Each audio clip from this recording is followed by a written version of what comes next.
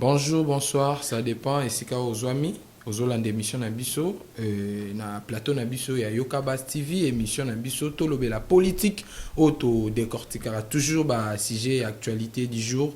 Lelo déjà, maman na likambo comme Libiso, ah na République démocratique du Congo et sika oyo, bah évêque ya Semko, bah suspendre participation na bango na plateforme ya ba confession religieuse lelo déjà tomoni bat bazali ko se plaindre na dossier Willy Bakonga comment Willy Bakonga za ko se retrouver libanda au moment oyo ba dossier ya Willy Bakonga ezali ko pesa pasi mingi awa na ville province ya Kinshasa comment Willy Bakonga se retrouver libanda au moment oyo balobi liberté oyo ba pesi ya grâce présidentielle ils allaient reconnu à niveau il y a présidence de la République ni pas ministre de la justice donc bazali ko acquise PGR Oyo a dimisi Willy Bakonga tozana dossier ya ba troupe ougandaise au bazali ko se retrouver na minute Oyo na Congo lelo bande ko ebele bazali ko contester balobi pourquoi kaka ça l'appelle na ba étranger oyo bazalaki pe parmi bato oyo basalaki ba massacre na niveau ya République démocratique du Congo tozana dossier ya hold up ya accusation ya Joseph Kabila ya faire il y a 38 millions de dollars yango ezo sala vraiment base na niveau ya Congo Kinshasa disons toloba na République démocratique du Congo tozali na mwana mboka ndeko matière yende tozako décortiquer na ye lelo ba sujet o nyonso mwana mboka déjà tokende déjà na kati ya muzindo ya émission na biso dossier ya basango lelo basango bazali libanda ya plateforme ya ba confession religieuse vraiment suite ekozala nini ba retomber ekozala nini par rapport ya processus électoral na biso otozo kende vers cap 2023 élection oyo bato nyonso bazali kozela oyo ezali élection depuis kolongo ya Joseph Kabila kozala deuxième élection oyo kosala na République démocratique du Congo mwana mboka matière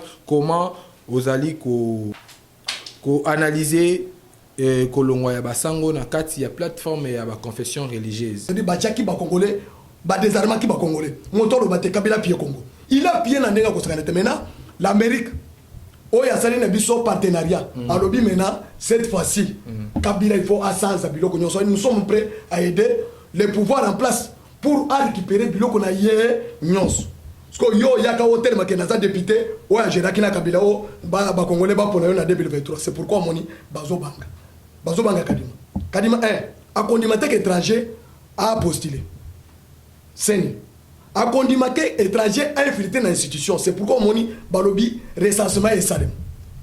Là, je pense à l'excellence Nicolas Gazadi. À celle le mobilisation des recettes accrues. Et possibilité possibilité il y a qu'organiser élection na recensement badabon. Concomitamment. À Pessimon déjà 100 millions ils déjà pour la 2021. Na 2022 budget oyo Nicolas Gazadi a présenté dans la Assemblée nationale na premier ministre Samuel Gonde. 250 millions de dollars, 125 millions, il y a recensement, il y a Koyeba qui est congolais, qui n'est pas congolais. C'est pour la première fois d'organiser l'élection en Boko. Il y a pas congolais, oh, il y a le Congo, non, monaté. Amérique a eu décision lobby qu'il va certifier les résultats. Il va nous aider pour la préparation. Dans l'organisation, il y a élection, dans la certification des résultats. Oh, il y a le salamate. N'est-ce pas ça qu'en Amérique, bon, ça l'élection, au Tchèque, il y a empreinte, boy. Oh, il a voté. Mais ça va coûter cher. Ça va coûter cher. Tout ça, on a noté. Non, non, il que tout ça, on a tout ça, on a les dollars. Mais il y a Congo, le top est coquin. Ah, bozo, d'abord, il y a Congo, le top est coquin. Amérique a le bic à zoé des sotoriques. Neni, au Kogi, au sala bilan, n'ambon, au yon, au suite. Mais programme n'ambon, au Bidé, c'est la canine. Bidé, c'est la prévision. Oui, mais Bidé, n'ambon, voilà. Bidé, n'ambon, au Fobo Samba. Bidé, il n'a pas un droit de défense. Bidé.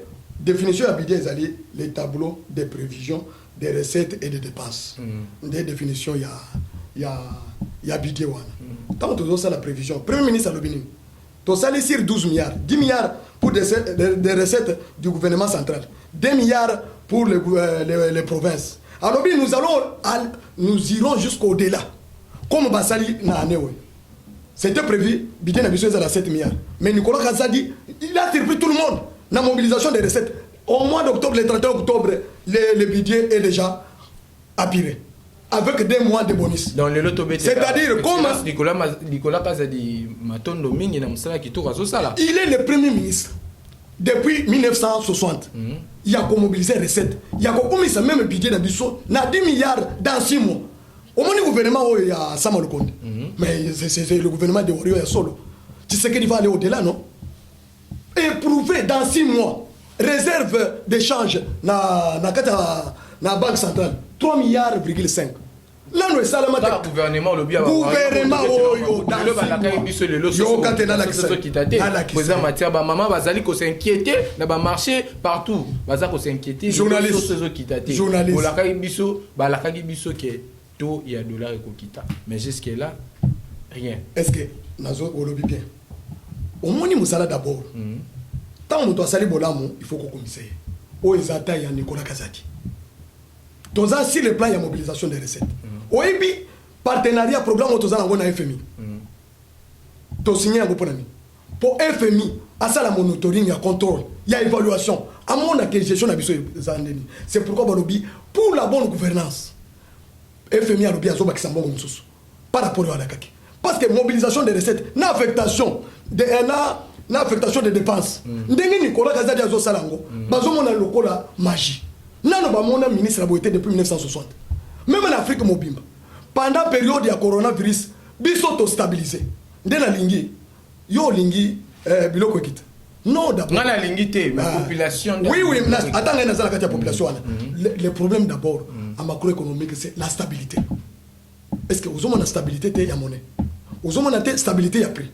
D'abord il faut commencer par là. De croissance économique et bande.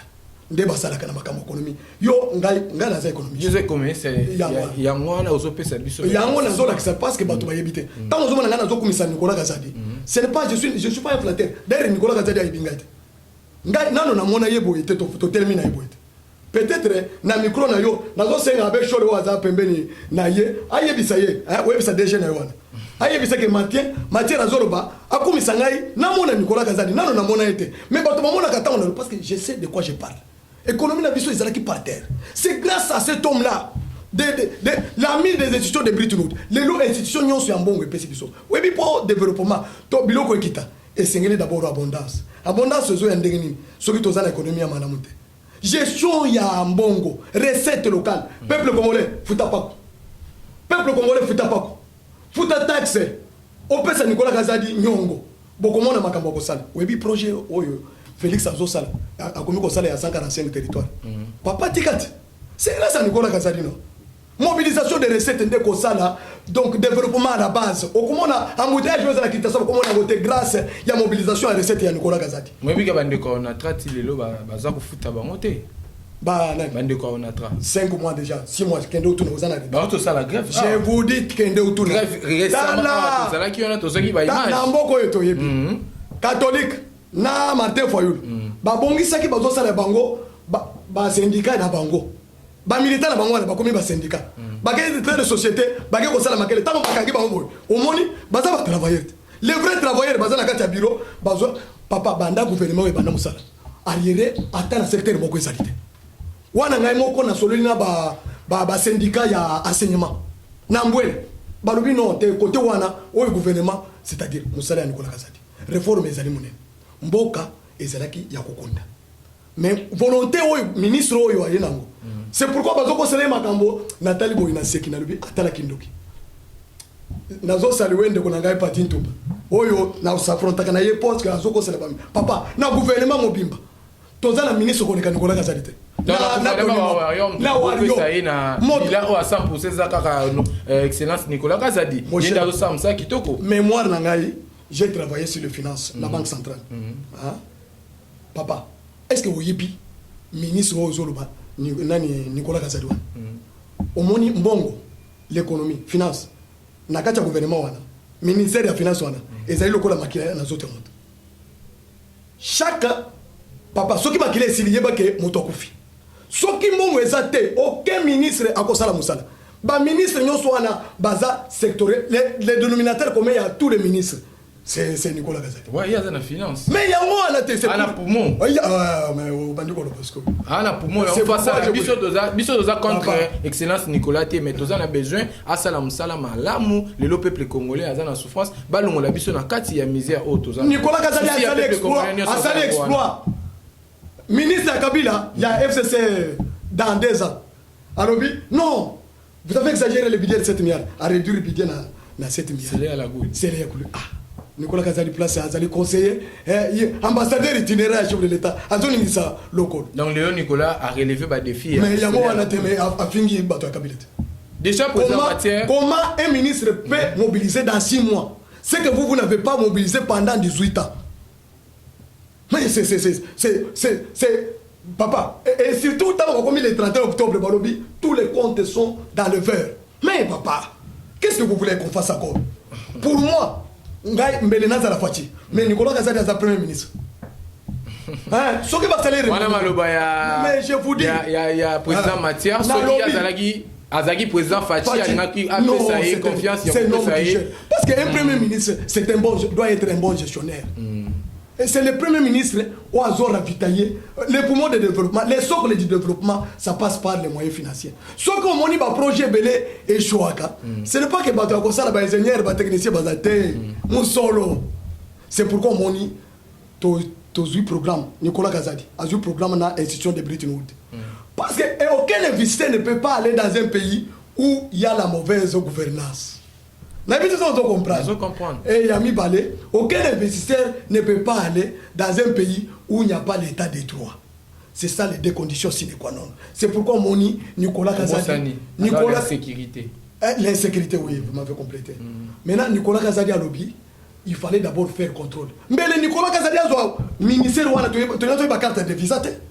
Papa, ce qu'on a eu bilan ya Nicolas Kazadi. La prochaine émission, tu vas taper dossier na carte visa ou ebunga kaka boye, to ebate ekenda wapi. Lelo to monaki ndeko Moïse Katumbi akenda ki ko participer na peuple amoni non awa bakosi esengeli ma Willy Bakonga azonga. Peuple a commis kolandela. C'est ça la participation citoyenne na état de gestion publique. Tout ça, c'est la liberté offerte par le président Félix Tshisekedi. Et c'est que l'État bétéré Maboko, que un petit peuple congolais, dignité naïe, droit naïe au bafouaki, babotola kibiso et pas ya dictateur Mobutu, dictateur Laurent Désiré Kabila, dictateur Joseph Kabila, en complicité avec les églises colonialistes, maintenant, bazongi siribiso, pouvoir wana na Maboko à peuple. Topé ce président Félix. Merci. Parce que y a mon moni comme visionnaire, commandant, magistrat suprême. Alors, justice a de devoir d'action dans gagnon. Or, justice élève une nation. Ce qui justice est allé sous madame Mouté. Et qu'on élève une nation, et qu'on quoi sa nation. Maintenant, bison à bino. Tozane Moussala. Il y a côté le melabango liso likolo ya liso. Mais au moment où on est le lotomoni Willy Bakonga abimi na grâce présidentielle où ils ont reconnu t'es pas mon chef de l'État ba sanctions anini pour na bato oh ba sali magui wana pour ya zaki na prison za na bato oh ba ki libanda oh ba la pena ba institution mboka nde ba sali ba magui wana pour na kobimisa Willy Bakonga na kati ya prison ya Makala le ba sanctions ko zala nini. Merci. C'est-à-dire au comprendre nga bien. Au moins ceux qui baina moto azobela gagne ndenga na za médecin na ko soigner été toti ka musala wana na ba médecin moto et constitution na biso nde la boussole na biso ya wana constitution apesi makoki pona bon fonctionnement ya institution nyonso c'est les magistrats suprêmes ya yebi comme à moni dossier to pesa yé priorité na yé ngana ko sala eloko te yo ko sala eloko te botika ye magistrat suprême o azana commande yenda yebi nenga sa lobaka ke moto oya kozala likolo ya mibeko kozala lisusu te.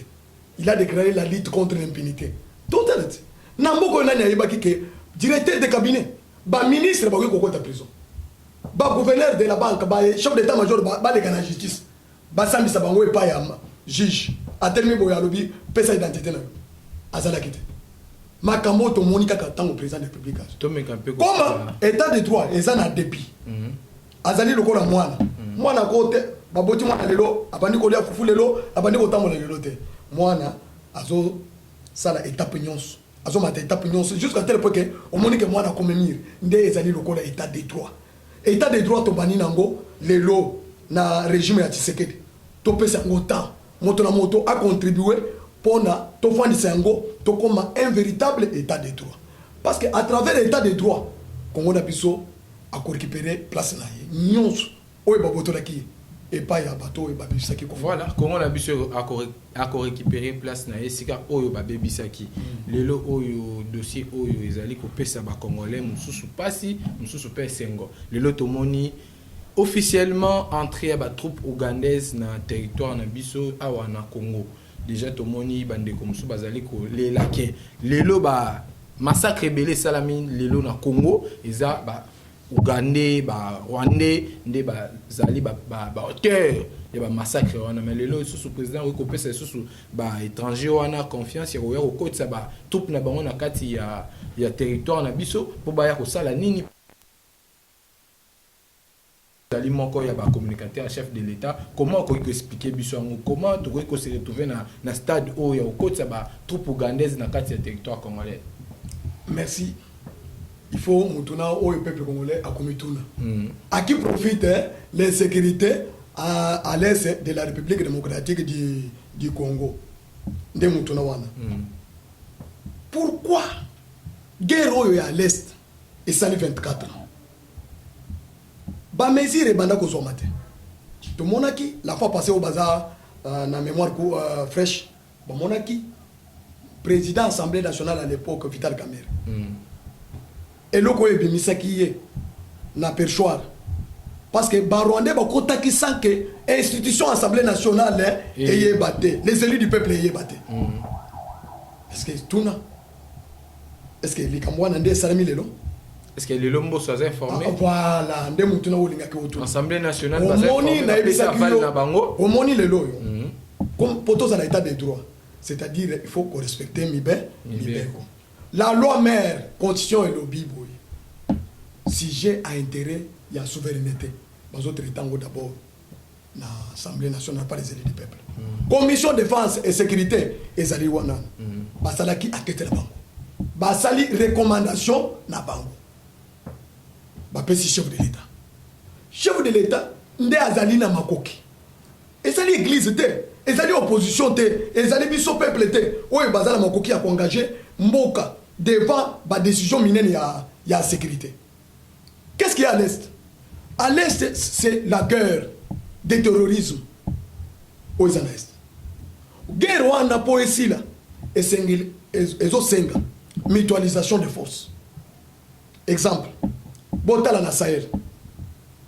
Ba pays basangani. Ba pays nyoswana. Basangani. 5 pays de Sahel. Basangani. Y compris même la communauté internationale, par l'entremise de la France, Basangani Baye ko joindre Bango. France a zaye mon côté, Basangisi force pour kubumbisa. Ba terroriste, ba ça bitumba ya ko sakana ngote. Et c'est la guerre oyo que ba rébellion quotité, ba terroriste parce que histoire oyo na est. Bato bazo bomba bato. Bazaka bato ba fani na bato. Pour découvrir hier, ils allaient passer. Maintenant, qu'est-ce qui est arrivé là? Tant que Tshisekedi a joué pouvoir, atambuli este mobimba, atambuli na ba pays nyonso wana, asololi na bango. Ayebisi bango ke moto na moto. Soko tali ADF ezali rébellion ya Uganda. Au lieu bondisa pouvoir ya Uganda, yango yeye kotongisa peuple ya Congo. FDLR ezali pouvoir une rébellion rwandaise. Au lieu tongisa Rwanda, mais yango yeye konsensale na est. Bah, les rebelles, groupes armés, ils ont na locaux, ils ont paix. Maintenant, pour finir avec cette histoire, président Lobi a l'ongoli quartier général, il y a forces armées congolaises à Tiangona Est. Il y a mon confondant pendant 3 semaines et demie. Ndeyango a eu décision de décréter état de siège, conformément à l'article 85 de la Constitution. Maintenant, bateau ba monique état de siège ayé ko troublé plan na bango bazalaki nango.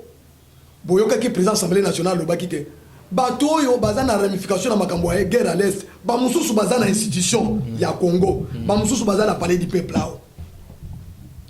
Mais pour finir avec ça et sengeli pouvoir et se mutualiser na ba voisin parce que bato wana bazozwa menani bazozwa munition wapi ravitaillement bazozongo yango wana tende na lobby pour finir avec ça omonaki président de république asolaki na président rwandais asolaki na président ougandais ya Burundi kuto ya kiawa ye moko abelelaki ke nazosenga barebele oyo ngai bazonga epa na ngai esengeli mena basangana autour bango ba attaquer kuna biso to attaquer kuna maintenant to commettre bato wana na eto maintenant guerre à l'est est possible oyoki assemblée nationale lobini ça fait partie ya résolution oyo to sengaki gouvernement azo a collaborer na ba pays mususu pour na kosilisa guerre wana définitivement comme chef de l'état a la décision ya kosilisa bitumba na est il est déterminé pour restaurer la paix pour azala na liloba ya kobisa ba peuple ya est pendant la campagne en 2023 que na silisi bino na la kaki bino ke tant on a pouvoir na kosilisa bitumba lelo déjà to le baki armée na biso est incapable non chef de l'état sali a sengi ba bandeko on a retiré d'abord mot incapable pour tout le monde ce que otani armée na biso eza na kati ya monter en puissance sur le plan international mais aussi nga ba soutien ezo sala boyi omoni na guerre Congo na biso ezali monene parce que nano komi na est wana te eza vaste territoire vaste forêt monene eza kuna esengeli to collaborer na ba pays pour to mettre donc antenai ba rebelle omoni bato bazo kende ko boma bato wana bazali soki bazui pression et pas ya faire de place ba kay ba ko ti faire de ces até ba salé comme ça soki moto eza kuna moto eza kotoyo pourquoi président Ouganda sengi parce que bamoni que territoire est ba rebelle bamoni ba terroriste bamoni que territoire est koti mubulu nde omoni baki ko sala même na Ouganda ba bumi ba tobele ba komi ko produire ba action na bango na Ouganda nde Ouganda se rendre compte non et le ko to salaki erreur pour permettre rébellion ba terroriste ba côté la Congo maintenant Congo maintenant comme le président Ouazana Congo a tellement bango maintenant ba komi ko zonga na Ouganda comme ça to sangana biso nyonso to silisa guerre le problème ce n'est pas pays voisin le problème c'est la solution les résultats oyo lingi oyo ngana lingi ba peuple ngone nyonso ba lingi c'est la paix à l'est de la République démocratique du Congo pour y arriver il faut des techniques il faut des stratégies purement militaires et techniques oyo toki ko étaler sur la place publique. Et ça matière très sensible tant que le bango tozolo bana réserve topé ça commandant suprême il y a forces armées congolaises yenda azali na stratégie globale il y a faim il y a guerre à l'est to jugé par les actes et non par action nyoso ezo salema non au moni to yebike ba rebelle ba moto avant kufa même nyoka a koningisa mukila au moni neteke azana na bomoy ce qui se passe maintenant à l'est c'est la fin. Il y a terrorisme. C'est la fin des troubles au Est. Parce que nous avons affaire au développement des parties Est. Partie Est, c'est regorgé de minerais stratégiques. Oyoki Lobia, ambassadeur américain, Peter Pam, a lobby a sali déclaration maintenant.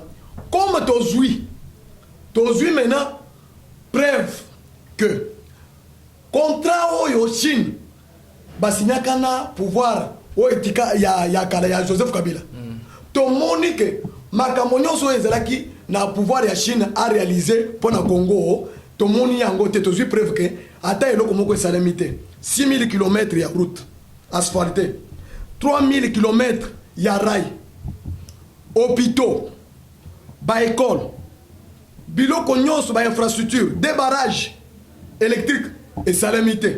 Maintenant tolingi to yeba biloko oyo pendant période wana Chine azui na Congo oyoki déjà et s'éclater président Mathieu déjà ozoyeba que Ouganda azana 10 millions au fafuta la République démocratique du Congo ezali est-ce que vous reconnaître ngo ezali oui eza pona nini est-ce que koyisa so pona nini ya fafuta biso 10 millions Ouganda bakozaki préjudice na sol congolais babundaki ba piller minéraux babomi ba congolais na la guerre ya 6 jours ya Kisangani biso wana tozaki kaka na opposition bato oyo bazala kubunda wana bazala kubunda na pouvoir en place et pesa ki bangota babunda si le sol congolais moto amemaki Ouganda moto amemaki oyo Rwanda awa ezalaki Joseph Kabila oyo mais jusqu'à là non bafuti 10 millions te bakofuta associé na bango est-ce bakofuta ngo bakofuta problème ezali boy Tshisekedi pour la paix à l'est il est prêt de donner même sa tête, il avait dit ça non, c'est-à-dire là où il y a la solution Tshisekedi va collaborer avec les gens pour trouver Yangoana. Tshisekedi est engagé pour en finir avec la guerre à l'est. Chef de l'État, Tala contrôlé, armée na yo, Tala na la police, service de sécurité. Bateau et bateau servir yo te. Comment mabango pour la complaisance te? Formation au sali. Formation, bien. Nous avons confiance à la nouvelle armée. Les Congolais de père et de mère au armée, service de sécurité. Et Sengeli, Kozobango en charge. Le collège Jean-Marc Kabunda a déclaré tout au l'Assemblée nationale.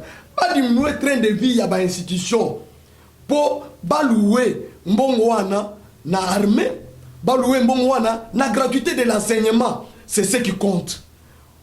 Ba institution est belé budgétivore. Ils ont porté biso na elo côté. Biso IDPS na gestion na biso tolobi, il faut qu'on servir l'homme en uniforme pour basala musala na bango. Nous avons des vaillants combattants, militaires et policiers. Oui, pour rendre musala wana facile. Tout le monde ndenge bravoure na bango na katia est. Mais le problème est que ils sont maltraités. Tala Kabila na Congo ordop alandi ti ba soldat na biso na mboka ya bapaya na oni pona ko yiba mbongo na bango. Kabila a aussi peuple congolais à cause de ce qu'il dit que nous avons 200 000 militaires. Nous avons des militaires baza nombre wanate. Vraiment tout mais Kabila point de vue na biso par rapport à dossier Aldop wana lelo boza ko acquis ancien président un détournement à 138 millions de dollars. Lelo au président de la République biso Tolanda la manière dont Aloba qui a confiné dans le passé lelo Kabila a ba dossier ba preuve ezali o ebimi pas ba médias internationaux que Kabila a détourné bon ebélé dans la République démocratique du Congo. Est-ce que les lots va confiner dans le passé au moment Yemoko le commandant suprême a c'est Aloba vraiment dans mon oreille que va confiner dans le passé. Est-ce que ba congolais c'est pourquoi on a lobby yo soki aux aménisiété ba yeliona kiti tika koloba ke oyebi botika ba politicien ba sala makamba politique Tshisekedi c'est un politicien fait politicien alors ba kinga Tshisekedi je ne finis pas dans le passé. Alors, si justice est finie dans le passé, est-ce que le rapport que tu as, c'est la justice internationale, c'est les ONG internationales. Oui, Monique, Kabila a des éléments qui peuple congolais. Maintenant, le peuple congolais, Bozawana. Bozawana, Bolobaki, va voyager les Kébélé.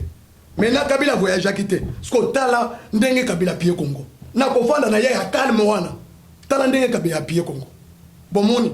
Awa, on est nini ya Congo et lobby. Mais le pays des personnes beaucoup. Journaliste nini. Naza ko se rappeler que le secrétaire général Augustin Kabouya Loba tobete la Kabila maboko Kabila za mutu moko malamu na invité so za ko se rappeler le sous. Je me rappelle parce que bino boyebi politique. Zaika ko flatter. Politique hein. Soki olingi okotana ndako ya moto o azala mbongo a ebele. Soki olingi ozo mbongo na ye, il faut aller d'abord au désarmé. Ndenge Kabila désarmé qui peuple congolais. Achebiso d'abord bobangi ya aner. Moto lo bate soko lobi okufi moto sala te tala moni ba député ba ministre bazo sala courbette devant Kabila lokola bazo mona lokola nzambe bazo nguzama maintenant Tshisekedi a libérer peuple congolais ndé ngoto lobi Kabila a fait appuyer le Congo. Tshisekedi a lobaka en 2011 que ce petit a appuyé le Congo de plus que Mobutu qui a fait 32 ans au pouvoir. Bato ba yeba kité bazo betere maboko Shinarambo Shinarambo devant moi Etienne Tshisekedi. Un fait politicien. C'est-à-dire, tant qu'on que je ne voulais pas dans le passé. Bilo bomoni que yenda ko fini non, c'est la justice, c'est l'état des droits. Même na minito, mon to ko kana Kabila, eza Tshisekedi te, eza mibe ko yamboka. Mais au moment, c'est la justice qui va faire son travail. Le point qu'un ancien président et 5 faut 5 les deux chambres ba sangani en congrès. Kende autant article 225 ya constitution. Le lobby ni peut ko. Et le lobby boy. Bana yoka ba vraiment les traités et lois internationales sont au-dessus des lois nationales. C'est-à-dire mibeko ya mon ya likolo ya oni ya communauté internationale ezali likolo na o ya biso. C'est-à-dire mobeko oyo Kabila amichela ki barrière ya obeminako y a 2018 tant Monica a zobi ma pouvoir wana mobeko wana ça n'a rien à voir avec la justice internationale. C'est pourquoi aux hommes même média moko ya Congo ONG moko ya Congo alo atali makambo wana te c'est FBI na ONG international na média international 19 médias rendez-vous compte toute tendance confondue sur le plan international oyo bazali ko dévaler Kabila bazo ko faire montrer peuple congolais de moni même ce qui a fait peur à l'église catholique moto to yambi to sana e bloc patriotique ye wana nde bazo bimisa bilamba boy de l'église catholique azui bobangi Moïse a moni vraiment que nous sommes prêts d'être arrêtés. C'est pour cela que tous peuple congolais na 2018 to kozala candidat to zo na adversaire ils ont géré avec Kabila. Qui n'a pas géré avec Kabila? Ils doivent vous partager Congo hold up. Comment on a besoin de ce Zawan? Donc, président Mathias Sonalandi. Mais, président Mathias, je m'excuse, monsieur. Oui. Rapport ya Congo hold up, Ngaï Mathias, Nakangi Yangaï parti. On a les exclusivité Yangaï Moko. Peuple congolais. Rapport ya Liboso Bazoloba, directeur ya BGFI Bank, DG. Azali. Frère adoptif, il y a Joseph Kabila. Non! Na français, c'est la frère adoptif. Les Aranines. Enfant adoptif ou bien fils adoptif. Frère adoptaka un ami. Maintenant, Bamindele ba yebisi binoke. Moto wana azande kuya Kabila de père et de mère ya papa na ye rwandais na maman na ye soki tanzanien soki nani. Kabila nde fils adoptif ya Laurent Désiré Kabila. Au moment où tu vas voir Sabino, tant que tu parlementaire de Bozo que combo ya Kabila Zezali, Kazembere Mutuale. Ce que tu as ce combo ya Mutuale wana utoki. Botala na rapport wana, ba Congolais batali dimension wana te. Bango batali kaka chiffre ya mbongo ya muibi. Mais ngana tali dimension mena ba Congolais. Communauté internationale l'exibino ba désarmer bino et pas un étranger. Avec ses frères, oh bazo benga adoptif. Non, ce n'est pas des frères adoptifs. Le lendemain tant on a bêta ki yango. Bah journaliste va changer non, il est frère à Joseph Kabila. Bah non mo adoptif wana. C'est-à-dire la kisa biologique ya Kabila. Biologique ya Kabila de père et de mère rwandaise. Depuis quand la barre. Mais je vous dis pourquoi. Yango wana mo bozaka na coalition. Tozala ki désarmé, tozala ki vraiment président Mathias lelo oyo to monaki ndeko Moïse Katumbi akende ko participer na ba congrès na bango ya ba juif na niveau ya Israël kuna to monaki na kolo ya podium azako accuser biso ba congolais to lingi to écarter candidature na 2023 pour papa na yazo juif déjà tango yokaki makambo wana oyamba ki ngonde ni ko matière. Merci pour les congolais de père et de mère tout monde azako se plaindre que ye papa na juif maman na congolaise bazako écarter candidature na 2023 lilobananga liboso na platana yo okanga yango bien botia ngona générique kokota ya Tshisekedi na pouvoir molili o ezalaki na Congo juste une minute pour toi ili mwaki makambo nyonso ezalaki ya kokondama ekobima libanda webike Moïse amibeti bale ye moko na lokolo ndeni amibeti bale ndeni loi ye na kati ya assemblée nationale ya de père et de mère ya Noël Tchani ya congolité pour la sécuriser les institutions il y a souveraineté ya mboka et ça la conduit par bateau bakosala loyauté à 100% envers le pays tous à la moto azali demi frère te boina boité va servir tant Léopard azobeta match na Cameroun maman na yaza camerounaise tantôt monter mazali côté ba maman na tantôt monter mazali côté papa de terre to pona oza la mokonzi mboka oza la kaka congolais de père et de mère Moïse Katumbi oyo azalaki tout fait tout flamme na règne ya Kabila mais tant que Tshisekedi a eu pouvoir Moïse c'était un mauvais compagnon d'abord il a mal accompagné Kabila non c'est lui qui a induit Kabila en erreur c'est Moïse Katumbi non jusqu'à Kabila a taxé Jida traître mounen yo organisé les apam Kabila Moïse a un compte à rendre à Kabila Moïse Katumbi tango yoki kaka loi wana pas Moïse Katumbi azofinga ba congolais a lobby na ligne rouge na institution à l'état assemblée nationale un individu a lobby soki ba loi wana soki ba lobby que oh boyna boy ba nommé seni na ba ligne rouge a sali menace contre la république mibe ko ezali azela mais bozako moto ya pesa ki Moïse nationalité ba pesa passeport c'est président Tshisekedi Moïse a craché Tshisekedi non Moïse n'est pas reconnaissant Au moment où Boye Baye Kazali est congolais, pourquoi président de Aza reconnaissant na eloko mon côté peuple congolais a salié. Moïse a yé pauvre na Congo a comme multimilliardaire. Moïse a pillé minerai na biso abomi SNCC. Moïse a bomi Jekamine a sali mining a partagé moto na ndenga na ye. Ba comme exploiter minerai stratégique ya Congo lokola Moïse. Na Zambie ba conteneur mususu bakangi kana mingi te. Bazoka kaka biloko ya Moïse. Totuni mutu. Pourquoi Moïse alinga kofana na Kinshasa te capitale ya ba institution? Pona ye azaka kuna na nani? Moïse ye moko alobi akangisa ki minere na biso alobi je suis zambien. Bakangi na ta ya Laurent Désiré Kabila. Oui bi histoire wana.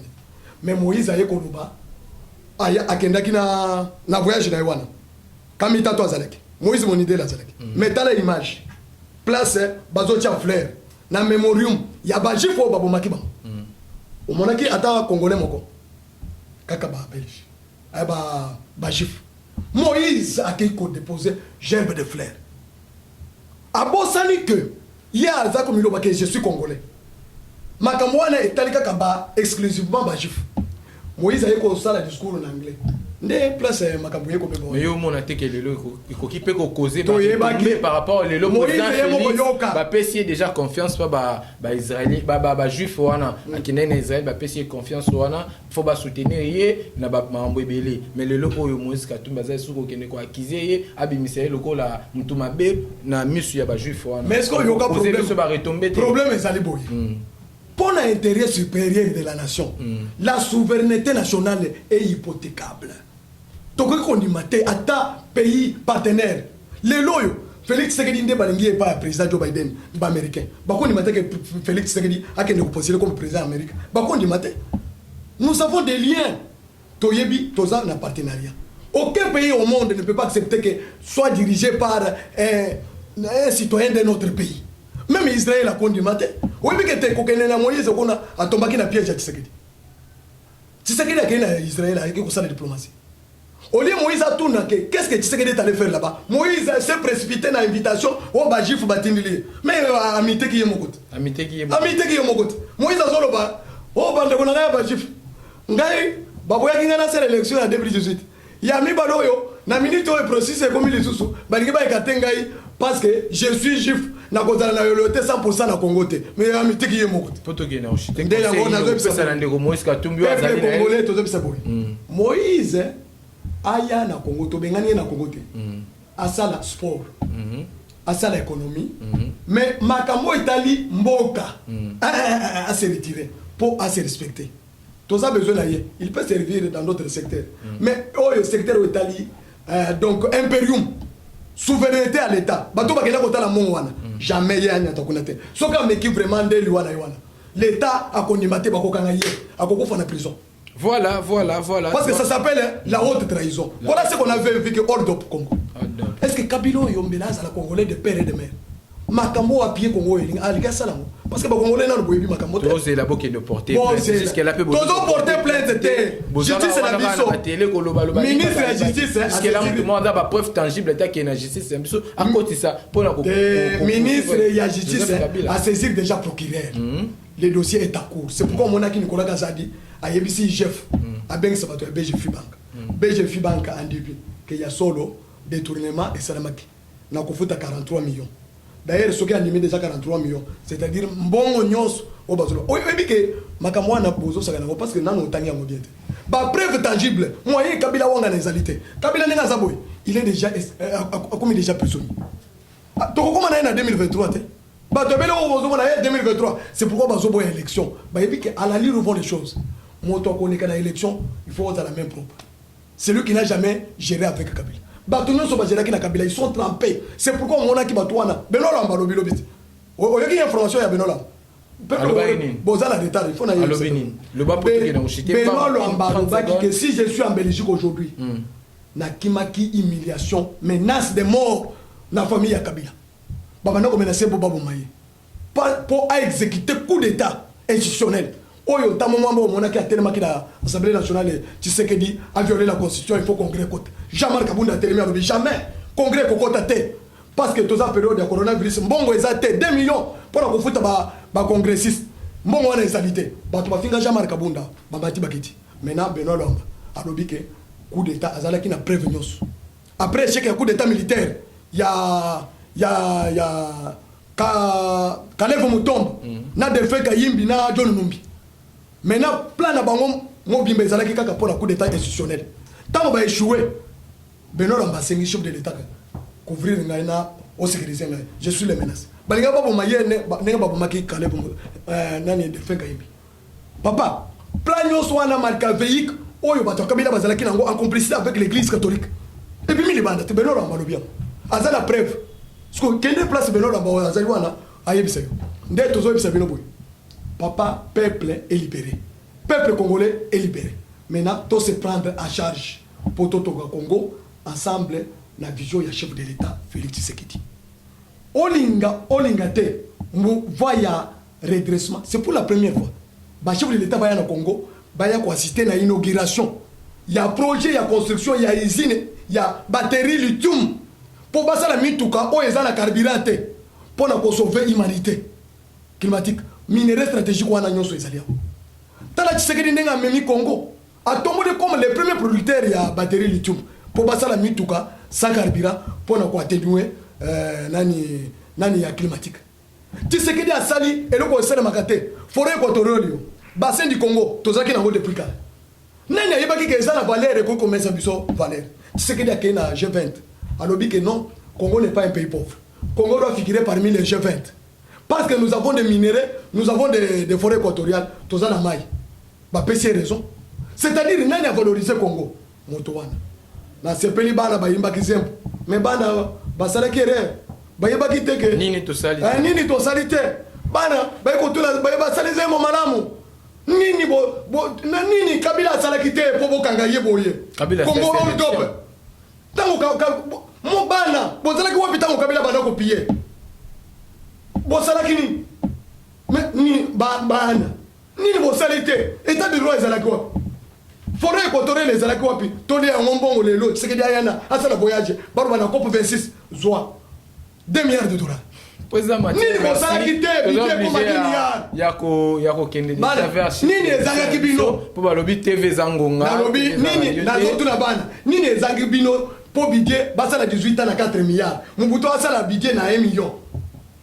Nini bosalaki te nini Congo ezalaki nango te nini Congo la salite pour amériter ram nini Congo azalaki te pour insécurité ezala na kati ya mboka boyi nini Congo bana bozalaki wapi état de siège oyo boyebaki yango te ezalaki na constitution mais bosalaki te pour nani ezalaki kaka tango Tshisekedi ya au pouvoir liberté d'expression bana bokomi koyemba zembo tala mwana azala na studio nini bosali te bana bozalaki wapi soto moto ezalaki te na Kinshasa.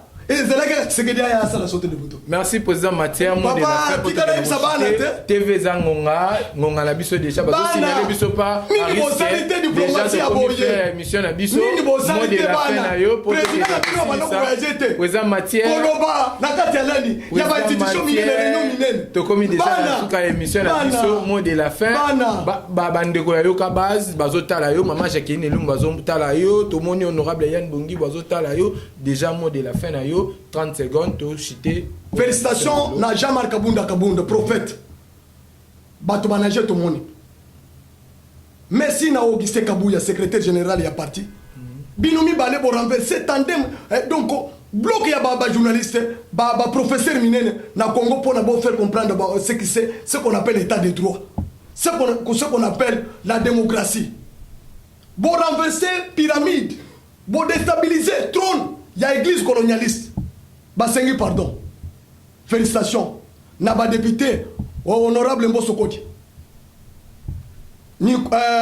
Lukula si Jean-Marie. Un peu rapide président Mathieu. Kamunga Mounier. Tolobi vraiment ba député Claude Nyamugabo. Et sika bozali ngando ko tuna Malik. Serge Kassanda et sika bozali ndenge bosali pour la changer majorité na parlement. Nicolas Kazadi. Tony Mwaba l'offre de la gratuité Moumemi Yamaki. Papa, église catholique a quoi na maboko na yo andimi que gratuité ça madame. Félicitations Serge Conde pour la victoire pour la première fois après 44 ans.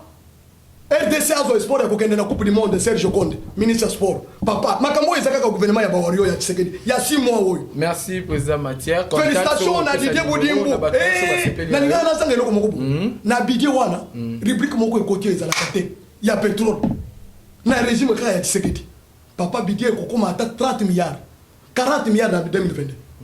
Papa rubrique ya pétrole ekoti bloc na biso tozaki na Angola oyo kabila banda kozwa na bande kona na Albert Yum. Papa bazongisi mon compte ya Congo. Peuple congolais bon sepela. Tshisekedi a été libéré. A libéré bino sur le plan politique, sur le plan diplomatique, sur le plan économique, sur le plan spirituel. A renverser pyramide de peuple congolais bon suivre valeur na bino. Dignité. Ministre na biso ya intérieur pesa biso carte d'identité, recensement et salema. Congolais na 2022 tous à la carte d'identité, vraiment personnalité na biso dignité na biso ezonga. Peuple congolais sika bozali, tous les parlementaires debout, tous les communicateurs, il y a chef de l'État, ba Abbé Chole, ba Passer Gili, ba Yokason, ba Miyake, ba Gilles Kaloubi, ba Tonyoso Christian Kabeya, ba Tonyoso Vasco Chamala, ba Josué et sika nyonso bozali na pesi bino matondi mingi na musala bozali kosala to défendre nation o ezali domaine na biso to défendre nation jusqu'à l'installation de véritable état de droit, jusqu'à l'installation de la démocratie. Nous serons toujours devant le peuple pour nous koyebisa mbongo nini to déboulonner système. Merci merci. Merci pour nous cochiter na kati émission na biso ya mokolo ya lelo. Déjà tomoni ba partenaire au bazali ko soutenir biso na kati ya Yokabaz, tomoni Black Kwango o azali partenaire officiel na Conseil d'État, tomoni honorable Yann Bongibo, tomoni les très spécial Trésor Olangi balobi yazali parmi ba investisseurs au baye ko soutenir président Fachi na mandat na ye, tomoni Herman Ngumba na Dubaï, tomoni Lionel Pakou o azali pe parmi ba investisseurs au bazoya ko soutenir président de la République Fachi Beton, tomoni Mama Candide Monongo, tomoni Bénédicte Bintou, tomoni Andy Kabila et Mama Sabrina. Donc to PCP ba joyeux anniversaire na ndeko na biso Rebecca Ntula, tomoni bandeko nyonso ba Serge Moura, tomoni équipe technique mobimba Yokabaz, pourquoi pas te Mardoché, Harris, Roméo, Consolat, Davina. Donc, vous continuez toujours à soutenir Bisso, les alliés au Yokabaz, les alliés mission à Bino Tolobe la politique, Toyambela Bino toujours ba terre politique, ba leader d'opinion, ba monde to yakana bangona etando oyoko betali solo concernant o etali politique qui a mboka na Bisso. Donc, maman Jacqueline Lumbu, mbote sika ozali, tokutani à la prochaine occasion. Vous continuez à soutenir, à partager, à liker. Balobi Tozan objectif, il y a 100 000 abonnés d'ici fin de l'année. À la prochaine.